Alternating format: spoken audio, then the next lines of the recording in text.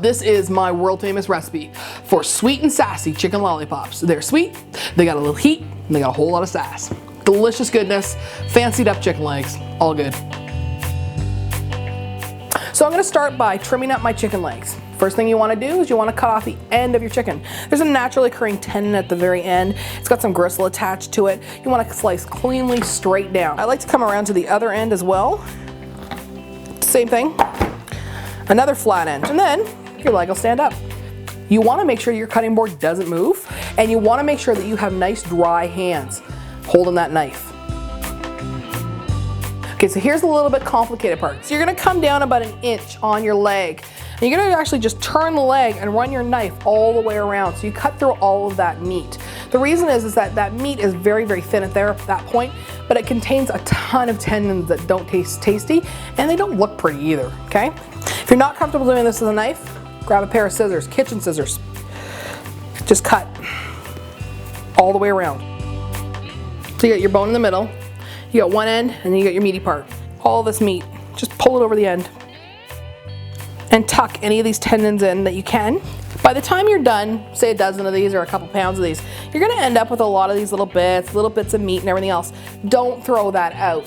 Throw that into a pot with some water, some celery, a little bit of carrots. You can make a chicken stock out of that. So once we're done trimming it all up, we're gonna apply our two different rubs. One is a sweet rub, one is a heat rub. You wanna take them, generously sprinkle them. So turn the leg, when you do it, turn the leg so you get all sides covered. I tend to prefer the spicy to go on first because then you've got a sweeter layer to go into first from your bite perspective, and then you go into your spicy afterwards.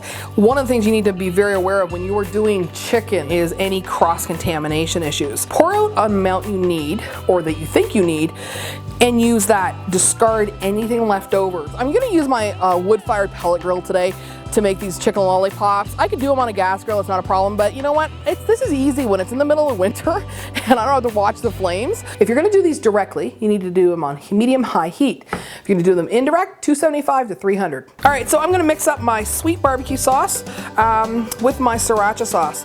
And what this is gonna do, it's gonna give me a really nice sweet and heat glaze for all these chicken lollipops. One of the most important things about barbecue and grilling is never adding any sauce that has any sugar in it until the last few minutes. The reason is, I don't want burnt chicken legs.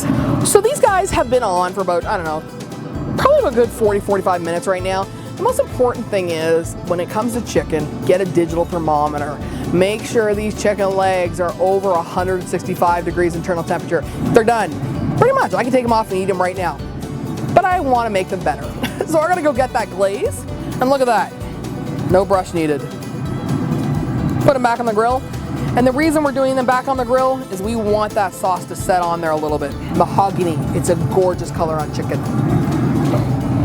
So look at these delicious chicken lollipops. The sauce is set on them. They're absolutely gorgeous. You need to make sure you subscribe to us because we have got so much great barbecue and grilling stuff coming. Also, check out all of our social media links, Twitter, Facebook, Instagram, all that good stuff. Life is too short for bad barbecue. Enjoy.